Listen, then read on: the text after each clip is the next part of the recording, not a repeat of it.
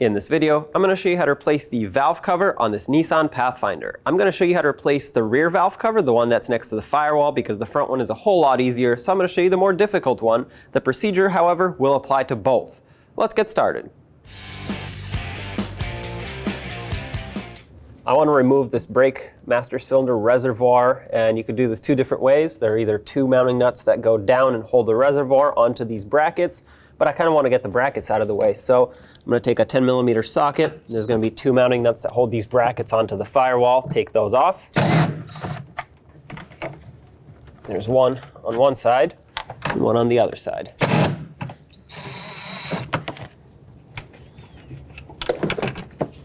Set those aside safely. Now you can pull this away, and you create a lot more space to work in this area. Let's take off this right here, and it's held on with two little clips at the bottom that you can pinch, pull down on, and then wiggle this and slide it off. Set this aside over there, and then I'm gonna choose to remove this bracket. You don't have to, but it does open up some work space here. Two 10mm mounting nuts. You can pull this off and just set it aside. Let's pull this intake tube off of the throttle body and the air filter housing. It's got two 8mm clamps, so just loosen them up. You don't have to remove these.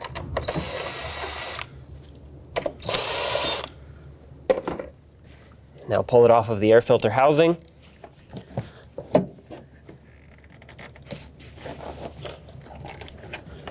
Just try to find the right angle that it wants to slide out at.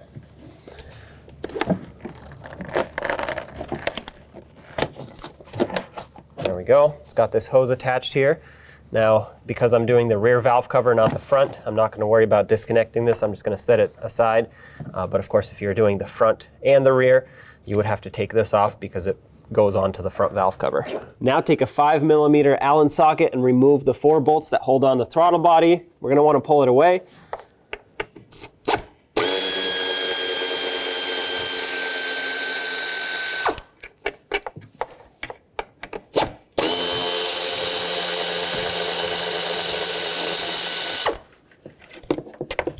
There's one bolt on each corner.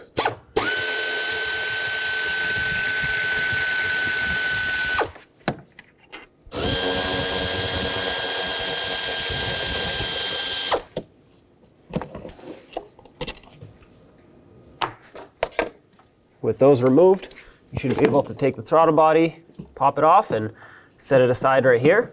Now with the throttle body disconnected from the intake, I'm not going to unplug it, and of course I'm not going to take off the coolant hoses, but if you unplug the electrical connector on the back of it, you will most likely have to do a relearn procedure on it to recalibrate everything. So it's absolutely not necessary to unplug it for this procedure, so don't. Just leave it as is, set it to the side, and continue on with the intake removal.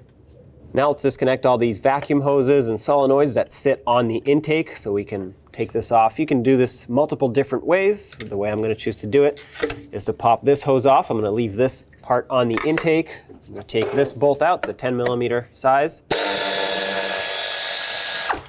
Okay, just freeze that up. Pop this hose off of here.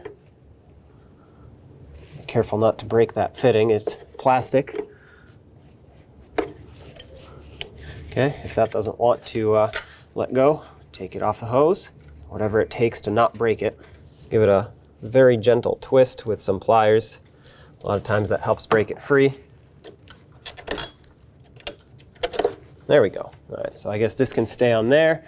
Continuing, let's remove this bolt that holds this solenoid on. All these little bolts are the same, so don't worry about mixing them up. Now this can come up and off. Moving on to the next solenoid. Same bolt here. Flip this over. Another one. Same thing over here. Unplug this hose off of here. Pull it off, set it aside. Now let's remove these lines, and the entire assembly is held on with two 10mm bolts. There's one. For this one, you're probably going to need a swivel. Okay. Get this bolt out. If you drop it, just take a magnet, pick it up. By the way, these 2 bolts for this rail are the same as all the other ones that we just removed. Now you can take this and flip it over out of your way, just like this. Now make sure you don't bend these lines. They are very small and delicate, so be careful, but at least now it's out of the way. And looks like we have one more fastener right over here for this bracket. Also, same bolt. Now to unbolt the intake, there is a sequence, and it's not that complicated. It just basically goes from the center out. I'm gonna break them free by hand with a ratchet, and then I'll zap them out with my power tool. But basically it goes 1, 2, 3, 4, 5, 6. So start towards the passenger side, but in the center, and then go across and across and across and across and so on. Like I said, break them free first. That way it doesn't put extra pressure on other bolts as you completely remove one. They are all 10 millimeter in size, and the 2 on the end are actually nuts, not bolts. All right. Now that they're broken free, take them out in the same sequence.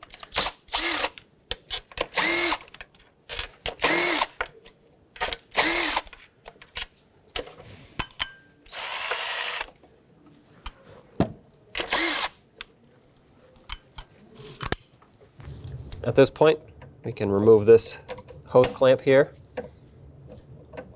Pinch it with some needle nose pliers. You can pull it away just like that. And then you can either follow this line, unbolt the bracket, but there's another hose on the back side, so I don't think that is quite worth it. You can just remove or open this. Use a pocket screwdriver, open this clip up. Remove this hose, set that aside, and this bracket can stay here. And now we can continue lifting the intake up. On the back of the intake, you still have 2 hoses, which we can now finally get to now that we pulled it away. Take some needle nose pliers, unless you have some hose clamp pliers that can fit back there. Squeeze that clamp, push it back, and you should be able to get this hose off of here.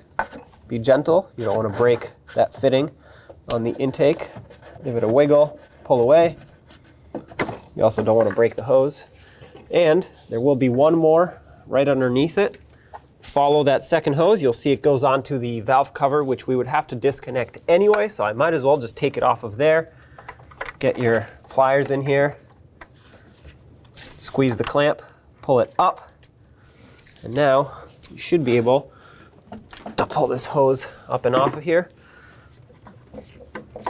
If it's slightly stuck, you can try to gently pry it up with something or give it a twist with your pliers. There we go. I just heard that pop free. All right, that's off. Right next to those hoses, you'll see one last wire. That's actually for the oxygen sensor on the back of the engine here, and it just needs to be unclipped from this retainer on the intake. This retainer, you could either unbolt it or just pull the wire out of it. Whatever works best. You can pry that bracket open. That should allow you to remove the wire, just like that. And pull the intake away. This right here is the bracket that was holding that wire. So it's pinching it shut. You just have to pry it open with something, let go of the wire. I want to cover the intake ports with something. I'm just going to use a couple of rags here and put them over that way. No debris gets in there. And of course I don't want to accidentally drop anything and have it get sucked up by the engine. So just cover it up. If you don't have paper towels or whatever, you could just use some tape or you know, just be careful, but it's best to cover them up. And now, 10mm socket, take this bolt out of here. Now you can pull this carefully up and out. Might have to unplug it so we can get some more wiggle room out of it. There we go. Now, of course, you want to save this. You're not replacing it, so make sure you put it somewhere where it can't get damaged. This is a very sensitive piece of equipment here, and you don't want to have to replace it. Let's unplug all the ignition coils. Press on this little tab and pull the connectors off. Sometimes these are a little stubborn because they get gummed up with sand and debris. There we go. Get those off of here. All right, now use a 10mm socket, unbolt the bolts that hold these ignition coils on.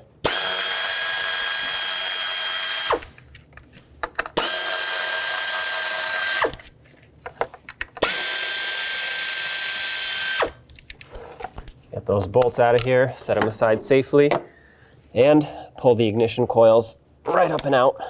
Make sure you don't damage them. It's also a good time to inspect them. If they look like they're in poor condition, consider replacing them. And of course, if you think your spark plugs are old, this is a good time to replace them too. Let's get this retainer off of here for the oxygen sensor wire. I'll show you exactly what I'm pressing on the back side, but there's a couple little tabs that you can squeeze. This is what the retainer looks like. Just squeeze these in and it'll pop out of its hole. You can disconnect it if you want. Regardless whether you disconnect it or not, you're still going to have to unhook the retainer. So keep that in mind. All right, now this wire can hang out over there. This one can get flipped up and over here. Now let's disconnect these retainers for this wiring harness. I'm going to use this trim tool to pry up on it while I use some needle nose pliers and squeeze those two little tabs. That should get these out of here pretty quick. There we go.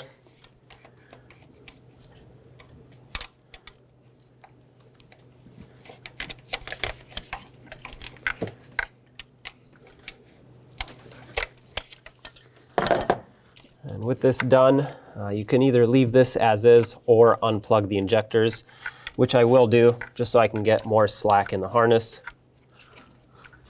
Be very careful with these, but sometimes you do need a little bit of a persuasion on these connectors. They see a lot of heat cycles, so they get a little stuck. All right, now we have way more wiggle room in this harness. Let's pop it off of this retainer over here. Okay, perfect. We can flip this backwards like this. And one of the last things we have to take off of the valve cover is going to be this hose for the PCV. Now this one's a little stiff just because oil goes through it. So try not to break it free by twisting it, and it should pull off like this. And when you move it away, just be careful how much you bend it, because if it's very stiff, it'll crack, and then you just need a new hose. At this point, we can unbolt the valve cover.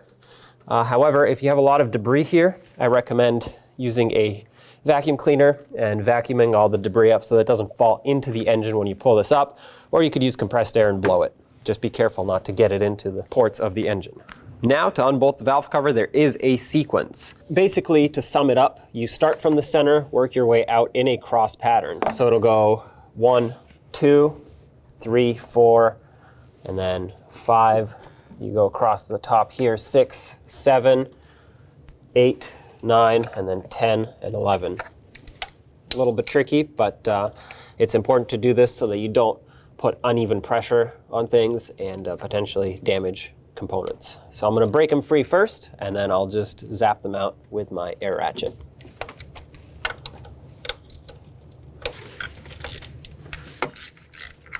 All right, they're all broken free, so let's take them out. Go in the same sequence and remove them all.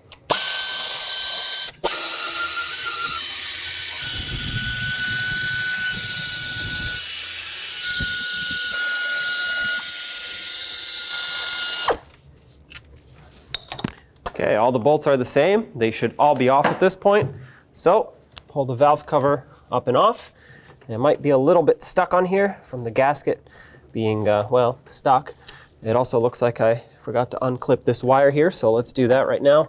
Grab it with needle nose pliers, squeeze it, and we'll pull it out of here. I need this pry up on it. There we go. All right, so now we should be able to use a little pry bar. And be very careful when you do this. You don't want to damage the head, but just lift this up.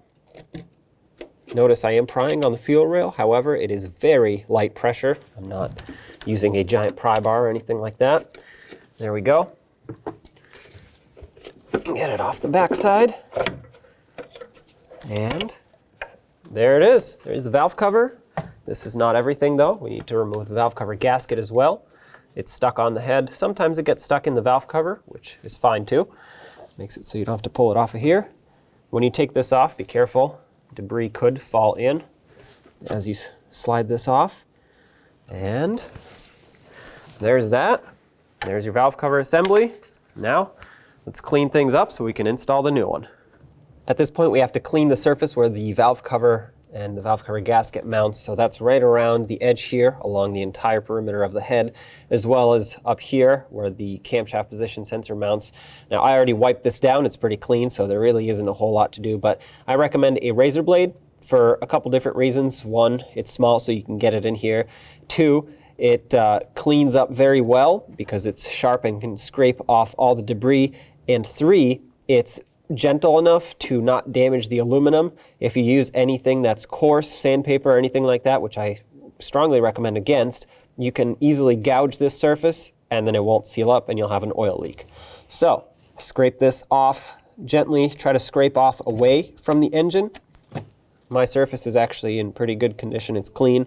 It just has some buildup on the outside here. So as you can see, I'm scraping it away so that none of this falls into the engine.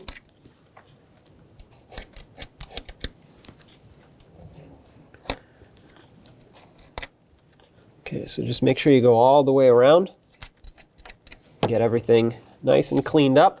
I already did the back side and this side over here. On the corner with the timing cover, you'll see some RTV. We're gonna have to scrape this off. The razor blade comes in handy here because it'll just cut right through it. Make sure you scrape it away from the inside of the engine. Try to cut it off of here. There we go. All right. If it falls down in the middle here, it's no big deal, as long as it doesn't go in the engine. If any particles fall in there, obviously if it's sand and other debris, it can cause damage, and if it's RTV, it can actually block oil passages, so that's not good. Scrape this nice and clean. We're gonna have to apply new RTV. The reason for that is at the corner here, it's a very sharp angle, and the RTV will seal it up perfectly. The gasket cannot do that. The rubber can't bend that sharp.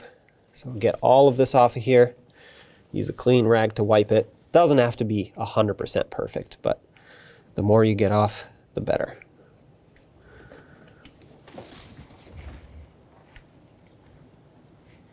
There we go. Okay, let's wipe this area, and the same situation will be on the back side of the engine where you can't really see very well. I already took that RTV off.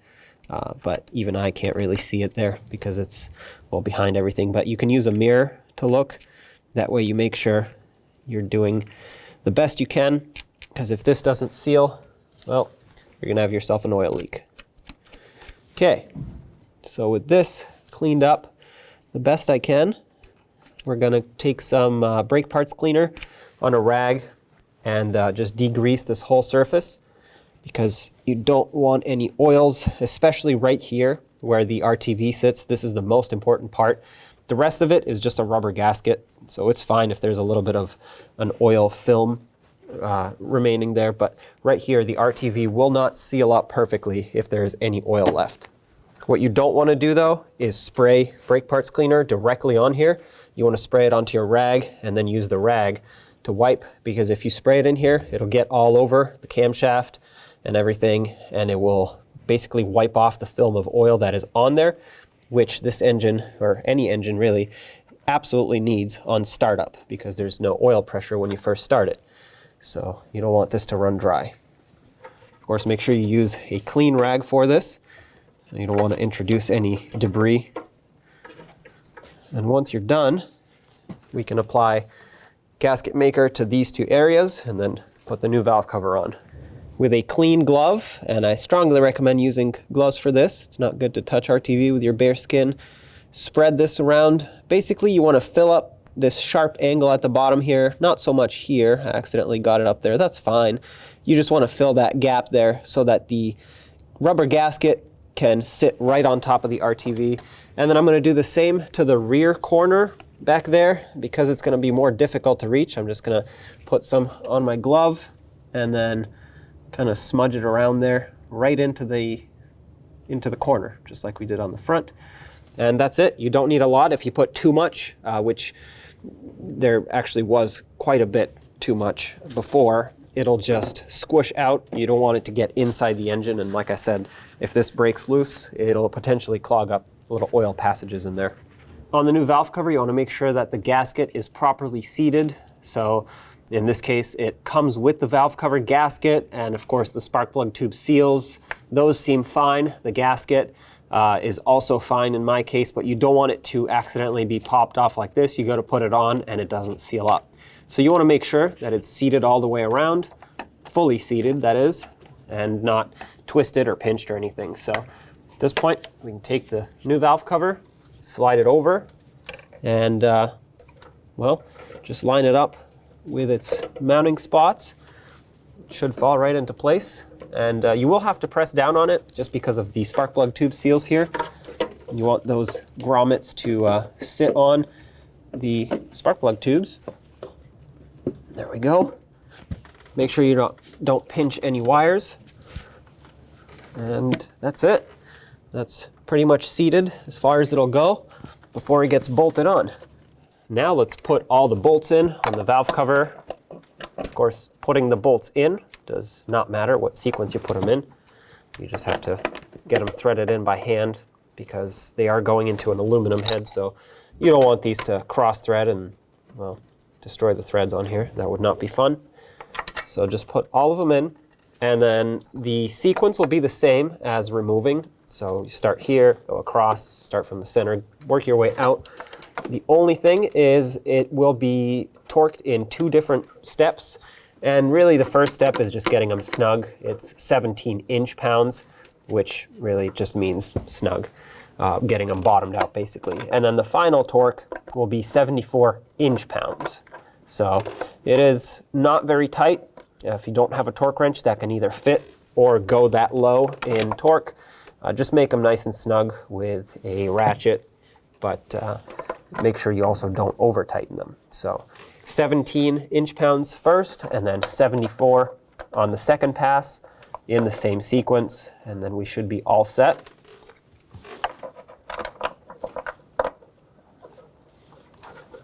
All right, now they're all in. I'm just going to get them close by hand, make sure everything is threading on smoothly. As you can see, I'm only using the head of the ratchet here, so I'm really not applying much pressure. All I'm doing is squishing down the gasket just a little bit.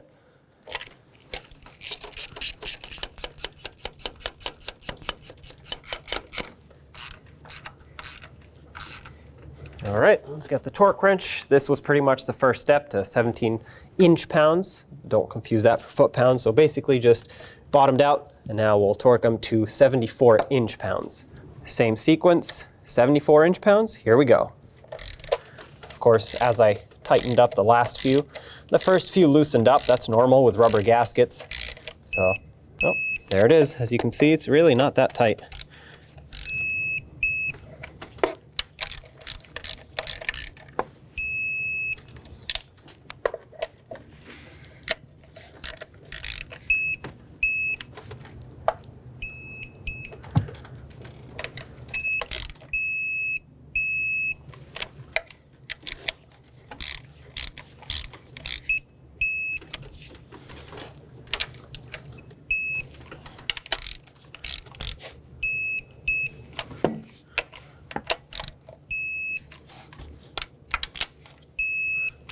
All right, they're all torqued. However, I will check them again. Most likely, these first few loosened up from the gasket squishing, or not. Well, sometimes they do, so it's always a good idea to double check. I always do on rubber gaskets that get squished down. You don't necessarily have to follow the sequence for this one, as long as you get all of them.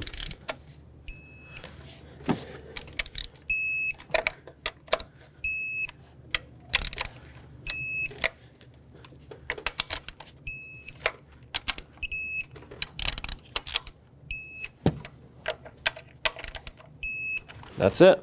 Next, let's plug up all these holes here. I want to do that to prevent debris from going in. The most important one will be this one, camshaft position sensor. Slide that in.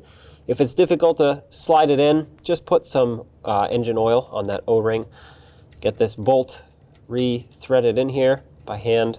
Make sure it's positioned properly and give it a quick snug with a ratchet or a wrench. Doesn't need to be extremely tight. Make it snug and give it at most 1/8 of a turn afterwards. Not going to plug it in yet because the harness needs to come up and over, but I will put the ignition coils back now. Slide them all the way down. Make sure they kind of clip on. They're not going to lock in, of course, but they do have to basically stay in position here and make sure that they are all the way seated. Let's get the mounting bolts for them reinstalled. These three were the three that were the same length. All the other 10mm headed bolts were different lengths, so make sure you put the right ones back. If they're too short, they won't hold, and if they're too long, they'll actually pierce the valve cover through, so you don't want that. Once you start these all in by hand, give them a quick snug with your ratchet.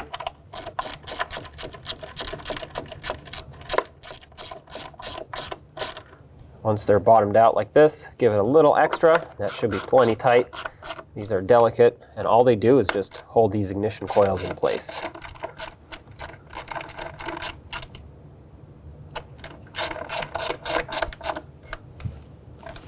There we go. Grab that harness, flip it up and over. We also had this vacuum hose for the PCV that went in right over here. And I'm putting this on now because the harness actually goes over it like that. Clip the harness on its retainer over there. Let's plug in all the injectors next. Make sure they click. If they don't click, not only could it pop off, but the engine won't run properly, obviously, without an injector. Clip these in.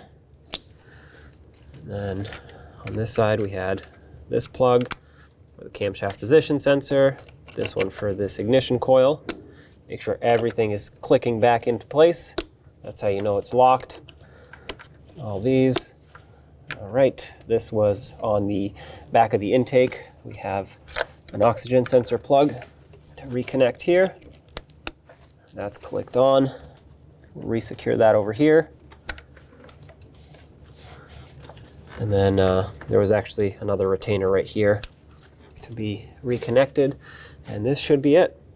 When it comes time to reinstalling the intake, ideally you would want to install new gaskets.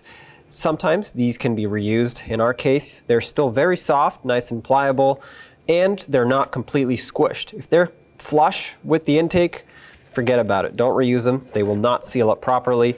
They need to have some squish to them. These are fine in my case, so although I do often like to install new ones, these are reusable, so I will reuse them. I'm just going to wipe them down. You don't have to take them out and clean perfectly. The rubber will do the sealing, so just make sure it's a nice clean surface on this side. And then on the engine side, let's take these off slowly. Okay, make sure no debris falls. This surface is actually very clean, so there really isn't a lot for me to clean up here. I'm just going to wipe it down with a rag. If you had corrosion or other debris to clean up, just take a razor blade, just like we did on the valve cover, scrape it off. But like I said, there's nothing for me to clean up here. It's perfectly clean. So I'm going to take the intake, flip it over, and now we can install it. However, make sure you reconnect everything on the back side here. So I'm going to do that before I actually seat it down on the engine itself. Get the oxygen sensor wire hooked back into this retainer here. The only reason for this is so that it doesn't accidentally touch the hot exhaust manifold. You don't have to completely shut this, it will stay in. And now we need to resecure or plug back in this hose onto that PCV valve over there. Let's grab some pliers and get that hose clamp back down. Oh, there we go, all the way down, perfect. There's one more hose, which is this one right here. Try to get that one reconnected up top. All right, and now grab the hose clamp, squeeze it, bring it over. Perfect, so now we can push the intake all the way in. Lift it up, seated on the two studs that are on the outer part. There we go.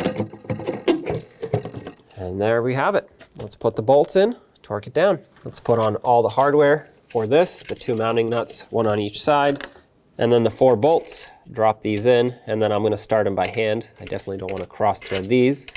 And the torque for this is 8 foot-pounds going in a cross pattern, same sequence that we used to remove it. So 1, 2, 3, 4, 5, 6. Let's bottom these out and then get it torqued.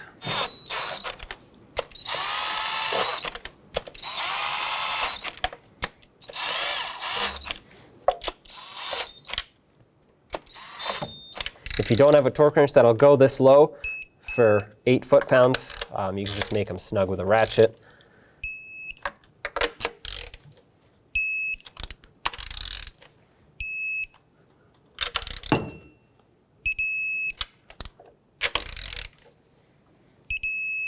I'm going to double check them now. Also, you might be questioning my long extension, but 8 foot-pounds on a 3/8 extension doesn't really affect anything.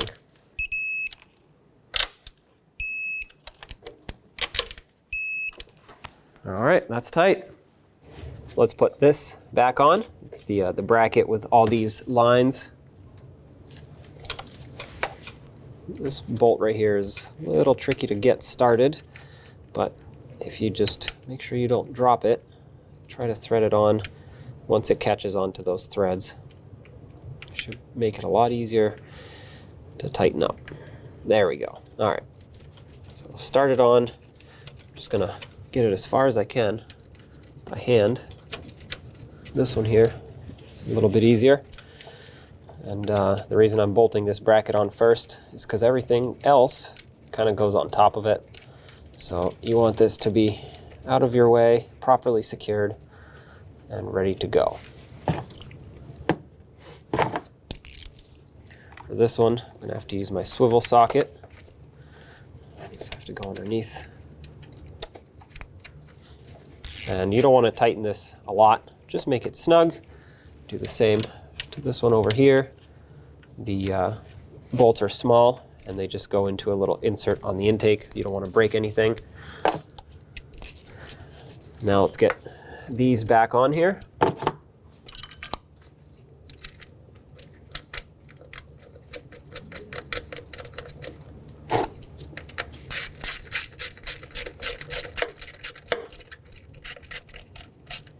Snug these up.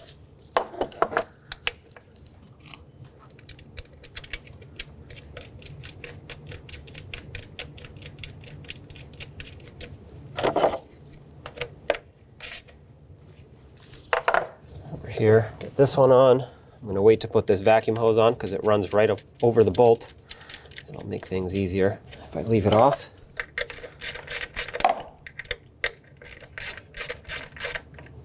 Snug that up. Now I can put this back in. There we go. I'm just going to follow this line up here and re-secure it with this bolt.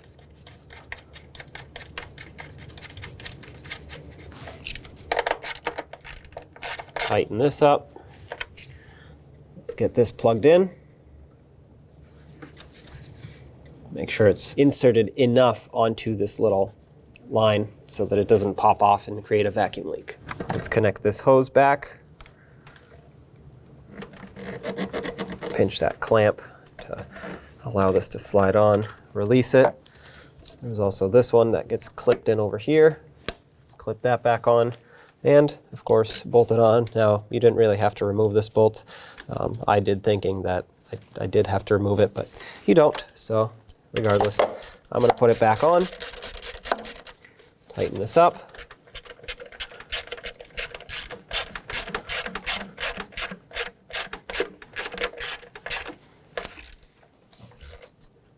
Perfect. This one over here, that was a retainer, went onto the PCV hose, and then slide it on right over here. Make sure it's bottomed out completely so it makes a nice tight seal. Now let's get the throttle body reconnected onto the intake. Get these bolts slid through here. If you just start one by hand, it should stay somewhat in place. so it'll be a whole lot easier to get the other ones in. Now, these two on the top are easy to get to. The two on the bottom are a little bit more difficult, especially that one in the back, which also has a bracket going through it. So I'll show you in a second. This one down here, this retainer bracket has to be secured by the bolt, and then the bolt obviously goes through the throttle body. So get those all lined up. And now let's tighten this up.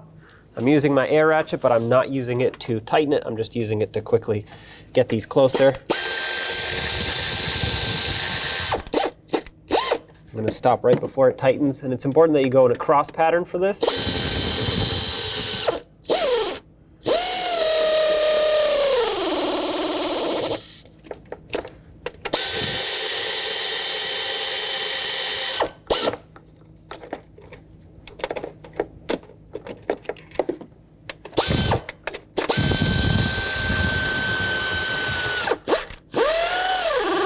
Now I'm going to take a ratchet and just make these nice and snug. All I want is to basically squish that gasket down so that's bottomed out. We'll give it a little extra, and that's it. You don't need a whole lot. Okay, go in a cross pattern so it can seat properly.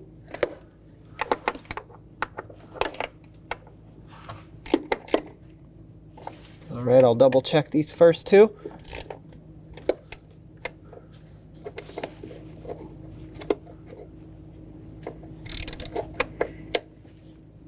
Perfect. Now let's get this back in here.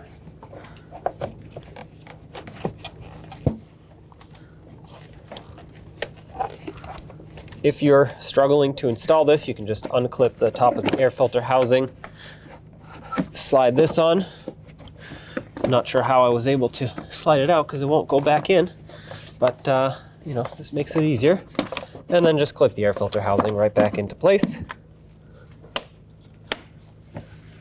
And now you can slide this intake tube all the way on here and all the way on here. Let's snug up these two clamps. Don't tighten them a lot. You don't want to strip them out. Just make them snug. And there you have it. Now let's put the brake master cylinder reservoir back and put the two mounting nuts on here. We'll tighten these up. Start both of them before you tighten one, just so you can move it around if needed. And snug these up. Now let's get this bracket on to this fuse box. There we go, get the two mounting nuts resecured.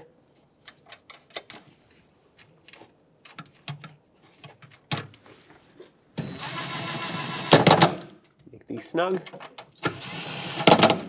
Now take the fuse box. And you can see these two tabs here. These have to line up with those clips. You basically just slide it until it clicks. Once it clicks, it's locked in. That's it. If you pull on it, it shouldn't come back out. When only the best will do, demand TRQ. The only company that lets you view before you do. TRQ is committed to offering the highest quality aftermarket auto parts that are engineered for peace of mind. Thanks for using and viewing with TRQ.